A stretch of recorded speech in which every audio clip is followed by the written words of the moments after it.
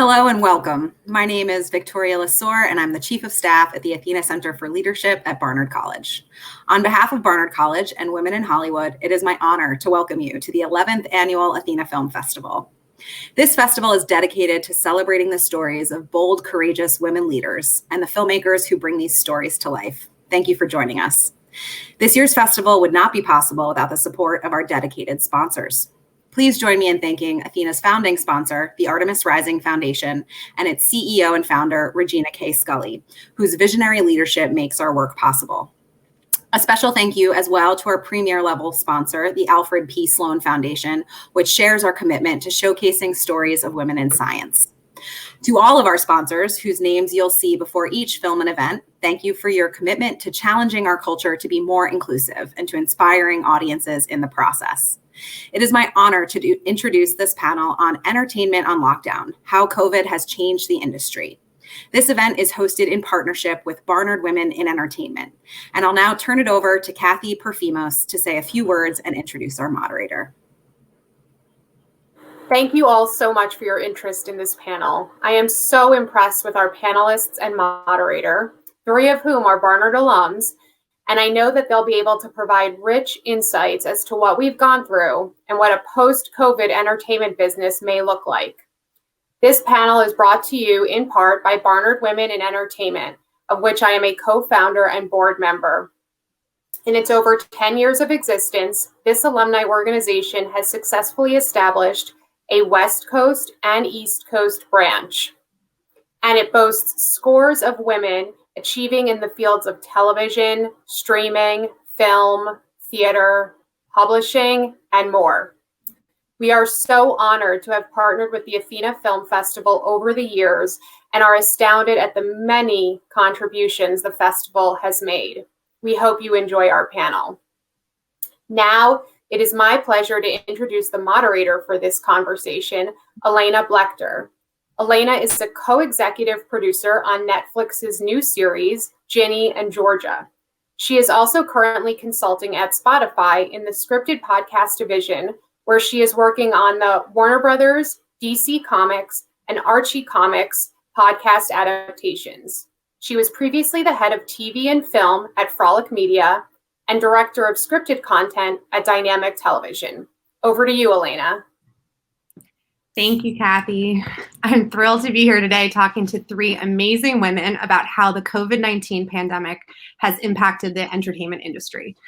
I'm joined by Ruthie Fierberg, an arts journalist based in New York City and creator and host of the podcast Why We Theater. As the former executive editor of features and branded content at Playbill, Ruthie spent the past 5 years creating written, multimedia, and video pieces focused on the arts. She also created and hosted Playbill's Live from the Red Carpet specials for all of Broadway's opening nights and the annual Tony Awards. Also with me is Vice President of Post-Production for Smithsonian Channel, Kelly Herod. In her role as VP of Post-Production, Kelly guides a team responsible for creating original programming. Prior to joining the channel, Kelly served as a duplication manager at Henninger Media Services, where she trained staff in new technologies and communicated standard operating procedures. Our third guest, Kelly McCreary, is best known as the beloved Dr. Maggie Pierce in the hit ABC medical drama Grey's Anatomy. A budding producer, she has backed and starred in 2 acclaimed short films, as well as the election podcast event Wednesday Morning.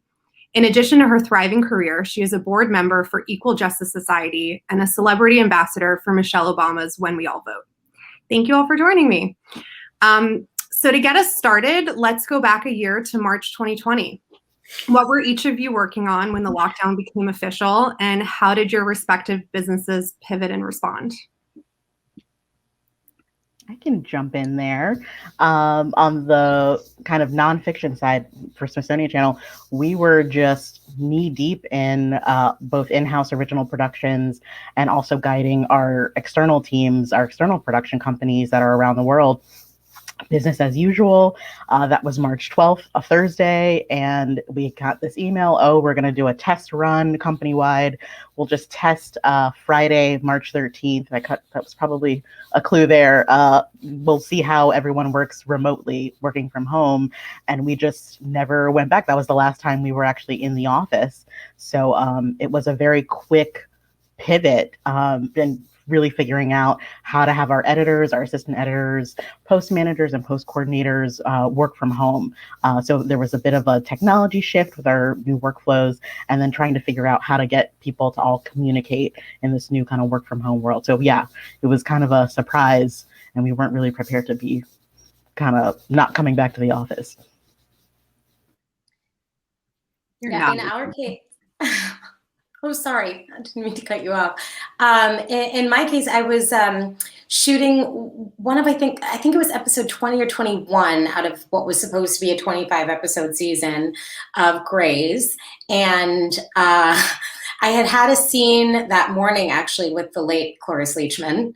And then who was, like, I think 93. I was shooting a scene with a 93-year-old in the morning.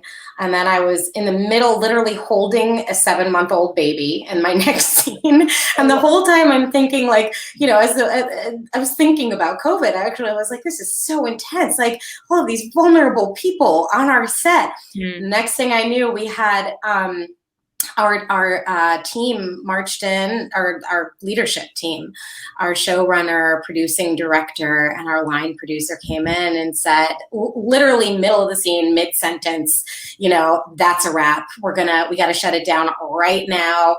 And they said that it would be they suggested that it might be just a 2-week hiatus, and we'd see how things were after a couple of weeks. And obviously, we never came back. And then it became, and we actually were the first production in town in Los Angeles to shut down that day. And then it was just a domino effect, pretty much. I think by the end, that was at like 11 o'clock Thursday, March 12th, that we shut down. And then by the end of the day, there were a couple more, and by Friday it was pretty much a wrap in town. And obviously we did not come back 2 weeks later. And then, but from what I understand, our production did immediately go into transition mode, figuring out if we come back to work, how to come back to work, because they knew from that point even that there were going to be some major protocol shifts. And so from what I understand, the conversations happened right away within the industry of how to get production up and running. Because obviously, just because we were about to wrap didn't mean dozens, if not hundreds of other shows in town weren't meant to start their seasons, or, so there was a lot of talking and figuring out from the very jump. And then ultimately we came back in September. Well, it was crazy. I'm just going to say that. It was nuts. I'm trying to think, like, I was working from home because there were a couple of people in my office who were sick and who were coming into the office, and that was making me nervous. And so I said, I am going to work from home if they're not going to work from home, and I'll come back when everybody's good. But I was preparing for those who don't know, theater, while it does happen year round, Broadway especially has like 2 peak seasons, usually in the fall, like September, October, which will lead into the holidays. And then again, another big like spring opening season that begins generally in March and leads into Tony nominations and the Tony Awards. So I had literally had my fitting on March 11th for my opening night outfit for Six, the musical, which was supposed to open on March 12th at the Brooks Atkinson Theater. So like I had seen the show a few days before, I had my fitting, and that was like the first opening of the season that we were going to be off to the races. Company was the next week, Mrs. Doubtfire after that, then all the plays, Take Me Out, and the Lehman trilogy, like everything was just about to open. And I was embracing myself for impact, because the spring is just a really crazy marathon of, first you open 1 show, then 2, then 3, then 5. And you work all day and you see the shows at night, and then you open and you do a live broadcast at 11 p.m. And it's super amazing, but it's also nuts. And I was also working on regular features about these shows that were opening. I think I probably had an interview with like Rob McClure on the books, who was set to star as Mrs. Doubtfire, among others. And I was also working on this one-time project. We had a partnership with Lexus, where there's this space in the meatpacking, like down on 14th Street, where Lexus has just like an integrative space where they integrate all of these disciplines under one roof. It's called Lexus Intersect, and it's supposed to be like the epitome of art and design and tech and sleekness. And so we were going to be doing this big exhibit both on the first and third floors to celebrate Local 802's and a big anniversary. Local 802 is the design union. So I was in the middle of literally curating an exhibit that the opening night party was going to be just after the Tony nominations. The Tony nominations were set to take place April 30th originally. So it was like May 3rd or 4th or something that we were going to toast the Tony nominations. And I was calling like the Schubert archives for the original leotards from the chorus line, and like the headdresses from The Lion King, and the set pieces from Moulin Rouge. And it was crazy. And it was a crazy timetable to do it in. And I was in such overdrive. And then all of a sudden it was, we're actually shutting down the space. We don't think people should be gathering at this time. And I thought that was insane, because Broadway does have this mentality that like we shut down for nothing. When Broadway shut down, I remember exactly the day, because it was Broadway Con in 2016. It was the inaugural Broadway Con. They shut down the afternoon and evening performance because of the blizzard that hit. And they called that at like 1:30 p.m. All of the casts were they were at the theaters already for 2:00. So we shut down for nothing. So the thought that we were originally going to shut down for a month was insane. And here we are, almost 1 year to the day. It seems unfathomable. And I mean, you know, I joke, Seth Rudetsky, for Broadway fans, who's like a big Broadway personality. He does concerts. He breaks down like the technicalities of what makes singers so great. He and his husband, James Wesley, they're like the get up and go people. When the Pulse nightclub shooting happened, they rallied all of Broadway within 24 hours to record What the World Needs Now Is Love. So that night on March 12th, they started Stars in the House, and they said, we're going to do a show twice a day, every day, a variety show, 2 p.m. and 8 p.m., just like the theater, for the next month to sustain us. It's going to be a benefit for the Actors Fund every time. They're not doing it twice a day anymore, but they are still doing it every day. And we thought like, oh, we can do this for a month, 12 months later. So that's where we were on March 12th. I mean, that's heartbreaking, but it's also incredible how, you know, people have found ways to adjust and pivot and figure it out. I mean, I think, you know, staying on that, obviously theater is one of the hardest hit industries. So what do you think the future of Broadway will look like when theaters are finally able to reopen? So listen, like it is absolutely dire. I mean, it's something like 62% of actors who work in theater are out of work right now. And I think the only reason it's not 100% is because those people have taken some, you know, film and television jobs. There's not a single actor working in theater right now. And then I read a statistic, I don't actually want to put it wrong, but it is way too close to 100% of the electricians and the carpenters and the ushers and the box office treasurers and the designers and anyone who works in a scene shop, the press agents, like it's just completely decimated. And so I do want to highlight that it's much more than the people you see on the stage, although it is them too. Listen, Broadway will be back. That is not a question of if, it is a question of when. Those buildings are historic and a lot of them are landmarked. So you also don't have to worry about someone repossessing this space, whereas smaller theaters off Broadway or regionally who aren't able to pay their rent to a landlord, they will close down. Like I really want to talk about theater as the ecosystem that it is, because Broadway will come back. I don't mean to say like it's super strong. That's also going to have to happen, with staggered theater times. And I don't think, there are 41 Broadway theaters. Almost all of them were set to be full by the time the Tony nominations happened. And I do not think you're going to see 39 productions. In fact, I can just say it definitively. You will not see 39 productions come back at the same time. You will maybe see 2 or 3.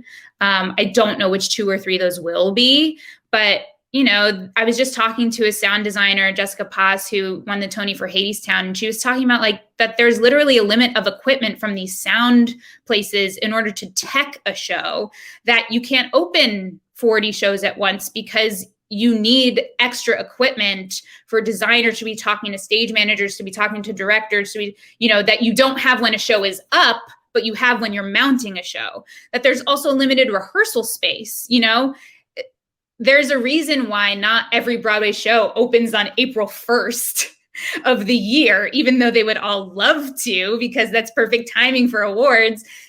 There's limited rehearsal space, there's limited resources. So you're going to see a slow ramp up. And then I also just hope, that off-Broadway and regional theaters are able to survive, because that's where the new work happens. That's where the stuff gets birthed that you end up seeing on Broadway. And then that ends up feeding back into the national touring market, into community theaters, into school productions. Those licensing things don't happen. So it really is a circle of vitality that we're talking about. And, but yeah, Broadway will be back. They will not open with 20% capacity. That's not financially viable. As someone who used to write closing notices for productions, we were always looking at the weekly grosses. If something dips below 70%, you start to look at that. If something dips below 60%, you just write the closing notice and wait for it to happen. So socially distant theater is definitively not profitable. 90% houses of theater, depending on how long they run, are sometimes not profitable. So the nonprofits are going to have an advantage here. I think we can look to them and thank God for the donors who are keeping them afloat. So yeah, theater will definitely be back, but it'll definitely look different. And I think plays are going to come back before musicals. And I think two-handers are going to come back before ensembles. And, for all of the limiting people and feeding the local New York market, because tourists, their first stop is not New York City. And I also think streaming is here to stay. We've learned we can reach a whole lot more people. So, yeah. And I pray that stays, because I think it should. Yeah. Well, Kelly, you did get to go back into production. And so I'd love to hear about what the onset COVID protocols have been like, and how has it affected the energy on set? How is the after COVID? Well, yeah, so the protocols are pretty strict, but at the same time, they're the same protocols that everybody in this country has been asked to maintain. We wear face coverings, we social distance as much as possible, which, in the case of our crew working, means they work in shifts, right? Which means sometimes setups take a little bit longer, which means that, the days are structured with a little less work to get done, while at the same time, our hours are shorter, which is to keep people healthy, to make sure that people are able to go home and get rest in a way that is so much more respectful of our humanity than our habits in this industry were in the past. And then of course there's testing like crazy.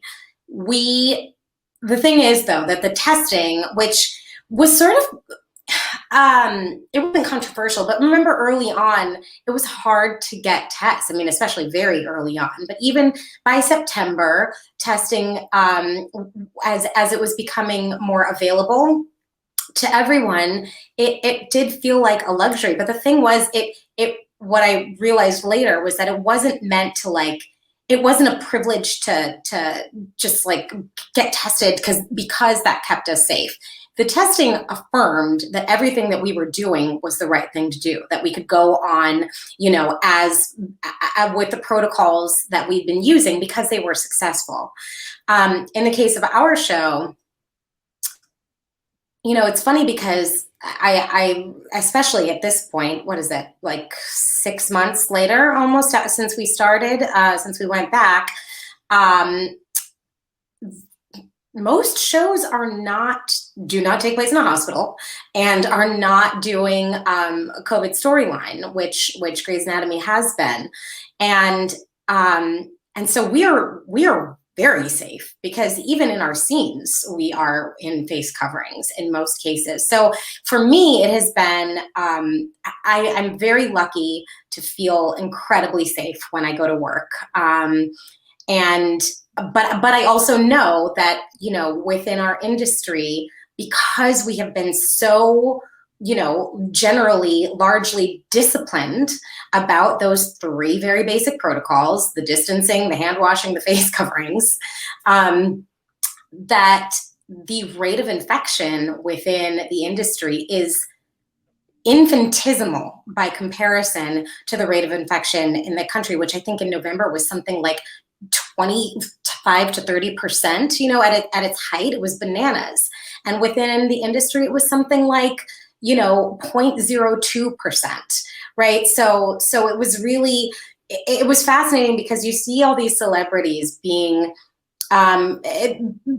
outspoken about getting out there and using their platforms and trying to encourage people to do these things, and it's literally because like this is working, and the testing that we get verified 3 times a week that what we're doing is working in the case of my production. Yeah.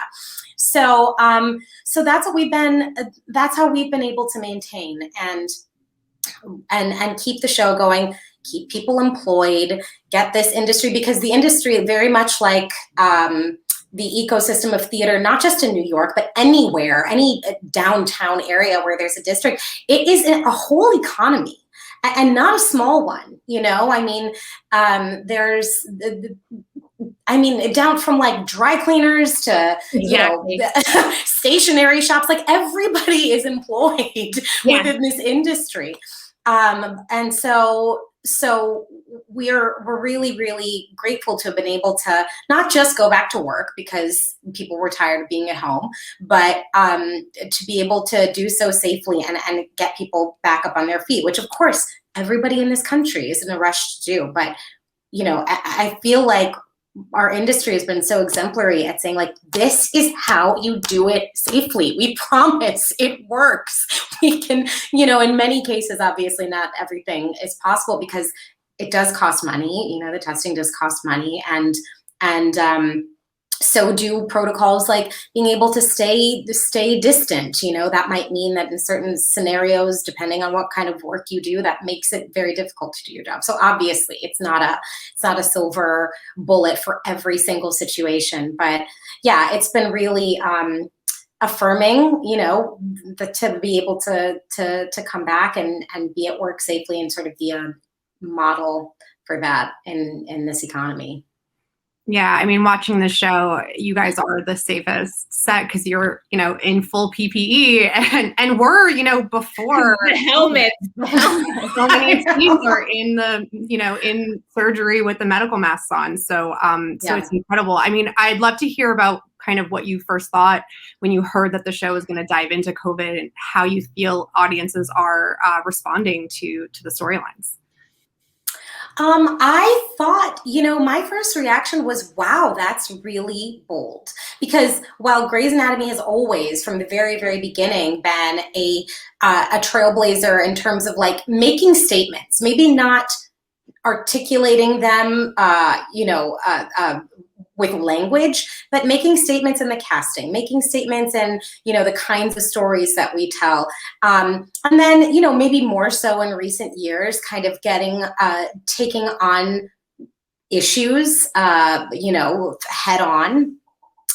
This was sort of taking that to the next level, right? Because we the show takes place in America. It takes place in Seattle, but like Barack Obama was never president. You know, we never, that's such a random example. I just like to keep him at the front of my mind, I guess. But like, We always. but you know what I mean? It's not necessarily, it's not super duper literal.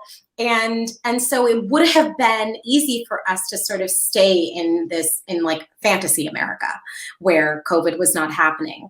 But for us to take it on also meant that we were not going to be, you know, living in a fantasy world about a lot of other things that are going on. As long as we are not going to be completely escapist from COVID, well, it gave us both the opportunity and I think the obligation to sort of address a lot of other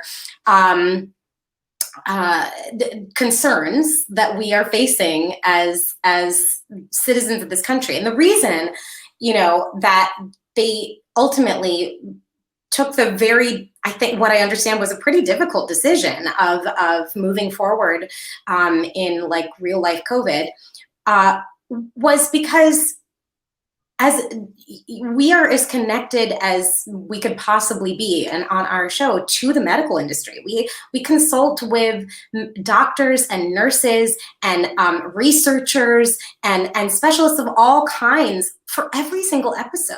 And so we're in direct contact with these people, and we felt like it was both important and valuable and our duty to honor them. You know, I mean, not to be too high-minded about any of this, but you know, we're all just human beings, right? And so like we have these meaningful connections with these people who we keep paying lip service to, you know, saying support them and encourage them and give our essential workers the resources that they need and the emotional support and everything. And this was our way of actually sort of putting our money where our mouths were. And this season really is dedicated to frontline health workers and to telling their stories as they've been told to us. Yeah. Can I interject just as an audience member? Because I am a Grey's lifer and Stacey and I love Maggie. Thank you. The day you guys came back, that first episode, I thought to myself, this is going to make the difference. Now, I bet you people start wearing masks because the show has such broad appeal across America, but also such deep allegiance from its fans because it's been around for so long that, like, you know, when I say I love Maggie, like, she's real to me, you know, these are real people. And when you see real people suffering, which we haven't really, because it's not safe to document this crisis, right. It's not safe to go near it. I said to my friends, I was like, I bet you this makes the difference. To me and my liberal minded self, like, I believe in COVID. I don't think this is a hoax. I wore my mask immediately, but there are a lot of people who don't get that. And thank you so much. Yeah, thank you so much for bringing that up because yes, that does remind me because part of your question, Elena, was how our audience has reacted.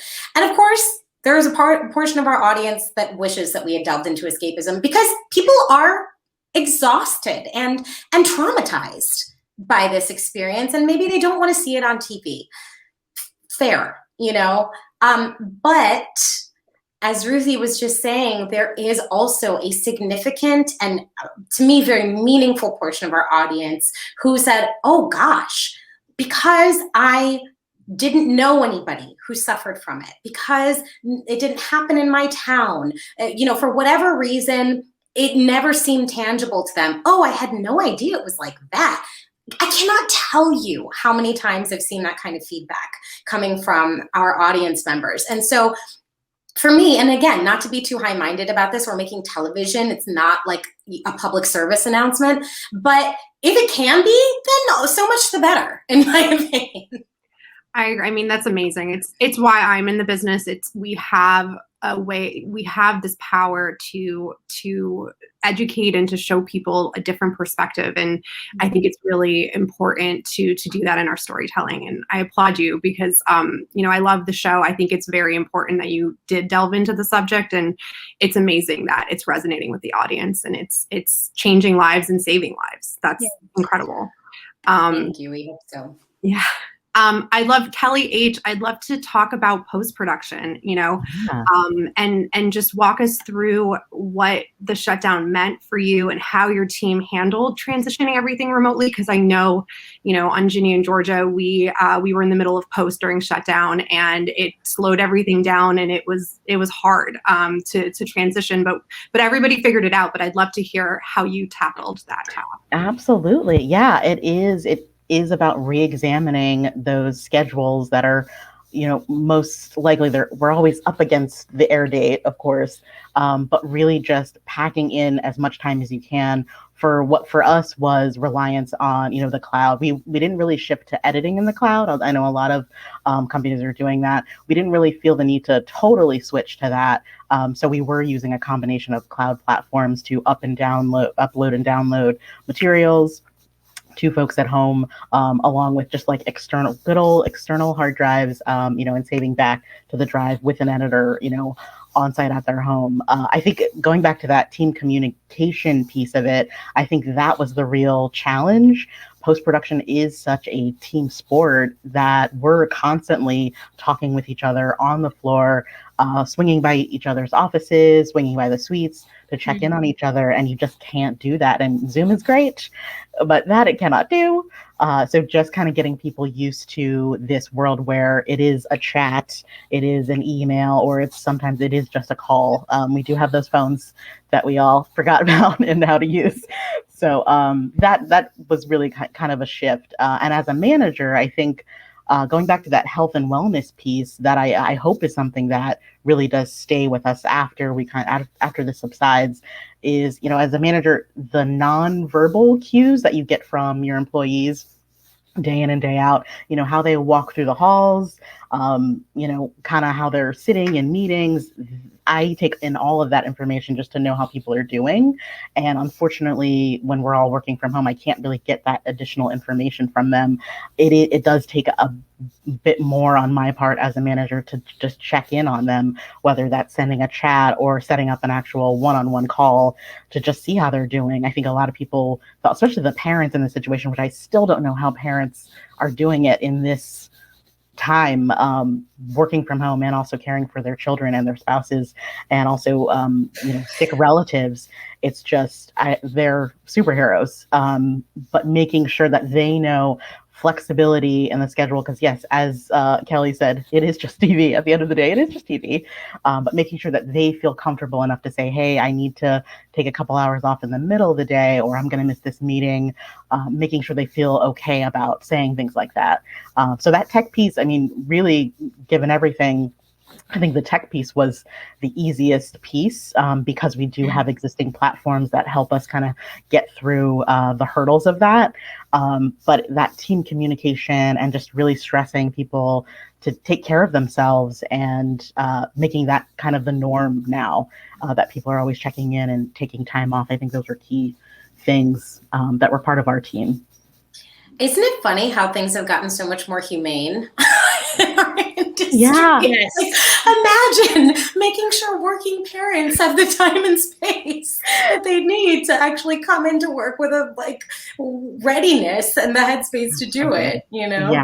It should not take a global pandemic to or do that. We've been talking about, you would have to show up to work as an actor, as a crew member, if you were on death's door. Kelly, I'm sure you've shown up sick, and it's just like you show up no matter what. In the theater, we're lucky we do have understudies. There can't really be an understudy for Maggie or anything like that, but right.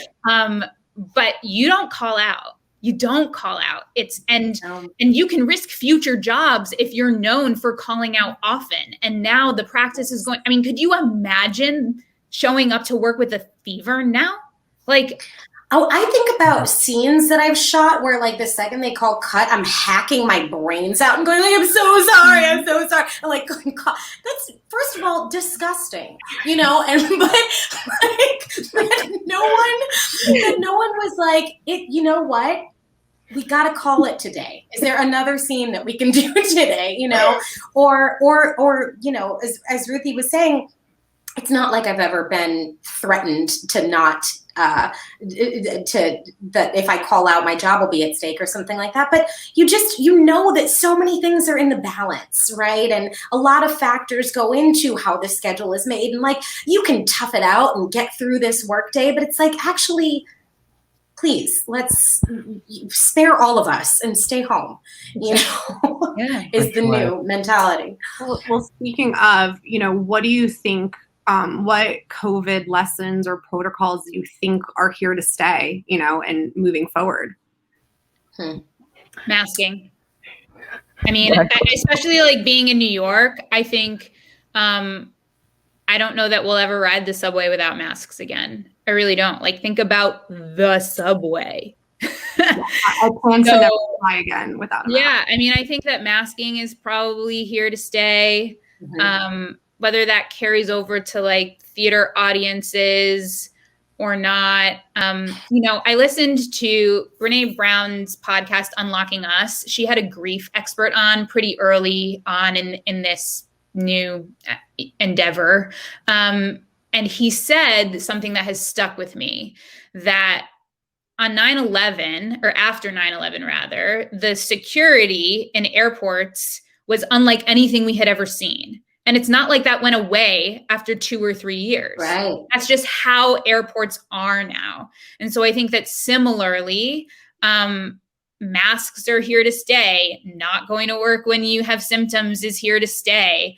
Hand sanitizer all the time. Like, really, honestly, the simple behaviors. But like, did you ever wash your hands every time you walked into your house? And now would you ever think of walking into your house without washing your hands, you know, immediately after?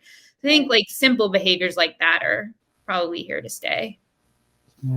I think for us, at least, I think work from home will be in some way with us from here on out. And some industries were already doing this work from home. That was part of how they worked. For post-production, it was simpler than others. But I think the thing that we thought was going to be, you know, so I think getting rid of our commute was like, oh, yay, this is such a benefit. I don't have to, you know, really like go through all of that trouble in the morning and then in the evening. I think did start to take its toll, you know, month 2 or month 3, and now month 11, it's like, okay, the novelty has worn off of wearing my pajamas, you know, to the office. But I think it will in some way be with us, whether it's like a hybrid model that some companies are thinking about, or just full on, you know, whole offices and real estate are just going away for people to work from home. I think we can expect to see that going forward in a large part of the industry. You know, in terms of storytelling and less the industry, I think that, you know, because we're all aware that we were also awakened to the existence of the other pandemic that we've been living with in this country since its inception, which is that of injustice and violence toward non-white people in this country, particularly Black people in this country, but, you know, almost every other non-white ethnic group. And so I think that there has been a burst of storytelling about communities that have been on the margins, that people have developed an appetite for hearing that I don't think will go away. And you know, this is wildly speculative, but there was something as challenging as this has been emotionally, psychologically for so many people. A lot of people also use this time at home, this time of stillness, to become really clear about their themselves. People have gone through therapy, they've clarified their creative impulses, and I think that there is such I mean, just look at TikTok alone. I mean, even just like people who are bored are getting incredibly creative, and using their time to make things and express themselves and learn new skills so that they can create and express themselves. That I don't think that's going away. I think there's going to be a lot of really awesome content. It's going to come out however it comes out in whatever platform is available for people to share. And content has always been king, but more so than ever, I think that people have are getting really sharpening their voices and their thing and putting it out there in a way that we've never been able to do before. So I don't think that's going away either. Yeah. And I also, not just on the storytelling side of things, but also on the back end side of things. I mean, Broadway and the theater industry at large has been the reckoning of racial injustice. I mean, the racial injustice has always been there. The reckoning has not. And there's no way that Broadway or theater goes back to operating the way it was. People of color just will not, and rightfully so, will not have it. Everything that's been going on in the theater industry, from We See You White American Theater and their demands, to the Broadway Advocacy Coalition, to Broadway for Racial Justice, I literally sat in an hour and a half pep rally update from the Ghostlight Project. That was a roll call of all of these kinds of organizations across the country, updating us on their progress, across Latinx theaters and Black theaters, Indigenous and Native theaters, Asian American theaters, all of these that are, specifically catering to those populations, both in terms of their storytelling in the audience, but also in terms of who they employ. No one is going to settle for less, and they shouldn't. They should never have had to. And so returning to business as usual with all white boards of nonprofits and all white creative teams, and no protocols for reporting racist incidents. Like, no way. It doesn't happen. The people will not show up to work. There's also this piece of just how COVID has adversely affected communities of color just so much more. So I think the storytelling aspect of it is this exciting new change that we're seeing. And I definitely hope it sticks around for the simple fact that if people can't really see their stories or see themselves in the media, other people can't see their stories as well. It's just one more thing that stands between us all really, understanding each other. So I think COVID is also, there was, the murder of George Floyd, just combined with political strife, and then also this piece of just COVID affecting our communities of color so much that really has made that even more important now. Mm-hmm.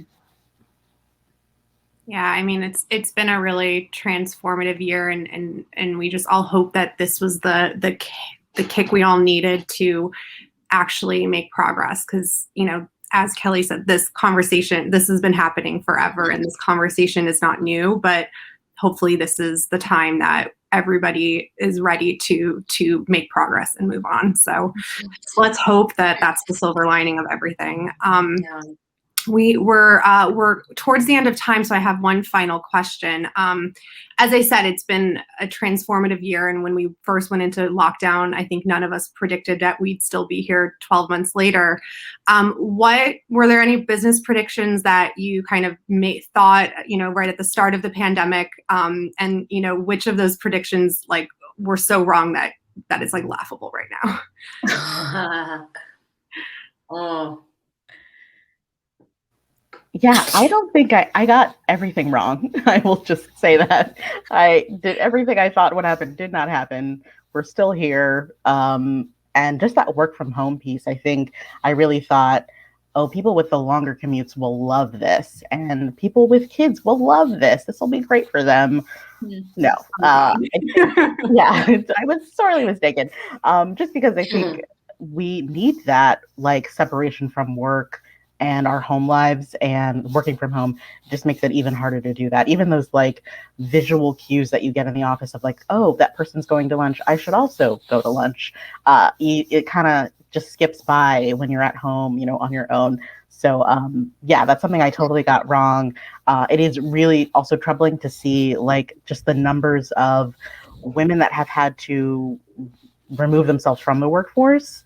So that's also something I was just like, oh, it's just, we've kind of gone so far back, and that's not something I really anticipated. And it really just makes me that much more cognizant of what's going on with my employees that have people to take care of, to make sure that that workplace environment is conducive for them to do that.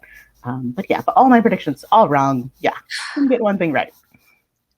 Yeah, I thought that when we started shooting in September and our first air date wasn't going to be until November, I was so worried as we were shooting. I was like, oh my God, this is going to be old news. Like, nobody's going to want to go back. We're not going to be here anymore, and we're going to take people back. Obviously, that was not the case. Things proceeded to get worse and worse and worse and worse, as things went on, and we became more and more and more relevant in our storytelling. And that was, I was happy. I was very disappointed not to have been wrong about that. But yeah, I think that was the biggest one that I thought, I'm just worried that I didn't know what I thought it would be, just vaccines or just people reining in their behavior, and government stop no longer lying and encouraging people to not follow protocols, basic simple protocols. I thought that would all go away very naively, and it didn't. Yeah, I'd say it's a little bit similar for me. I think at the beginning, in that first week, we were like, a month, oh no. But 2 weeks in, I was very clear that this was a long haul. I was very clear that them pushing things off to the fall was a pipe dream. I thought the earliest anything could possibly come back was this spring in 2021. But then again, I continued to kick that can down the road, that I think, in April, May, I was like, not until next April, May. But then by June, July, I was like, nah, you're lucky if you're looking at the fall of 2021, but I really think you're looking at spring 2022. I think we're probably on track for that, to be honest, even with vaccines. Certainly. And I'm talking about the first shows to open. I'm not talking about being back full force. So unfortunately, I think I've kind of been predicting this right. I wasn't there was no way for me to predict when it comes to my podcast. My podcast is the merger of theater and social justice. And so what I do is each episode is one play or musical, and we look at the characters and the issues that were dealt with in that story, and then kind of explode it out with the artists and bringing in real world experts to talk about that. How did we get here? Why is this a problem? But most importantly, what can we do about it? Because I am done about conversations without action steps. So I was really in this mode of, and most of these shows have had closed. They were off-Broadway shows. They had short runs. Some of them, this idea for the podcast had been in my head for years. So I was like, no one's going to listen to this. No one's going to want to act, but I just have to do it and do the thing that I said I would do. And the appetite for social justice and the sad reality of how applicable all of these issues and all of the problems and all of the need for solution, that did surprise me. I don't think there could have been a predictor for that, but here we are. Here we are. But luckily things are looking better. We're closer to the end. We're closer to vaccinations. So we just have to stick it out a little bit longer. Yeah. I think, when I was at Barnard, I started out as a bio major. So I always thought vaccines are I ended up a psychology major, but I started in the bio department, and I always thought to myself, if you guys are waiting on a vaccine, you're going to be very surprised at how long that takes. And here we are, even with vaccine development being faster than anyone ever expected, still a very long time. So, but yes, there is hope on the horizon. Yeah. Well, thank you so much for joining us today. This was a really special conversation, and I hope everybody stays safe. Thank you, Elena. Thank you. Thank you so much for having me. Nice meeting you, ladies. You You too. too. Bye.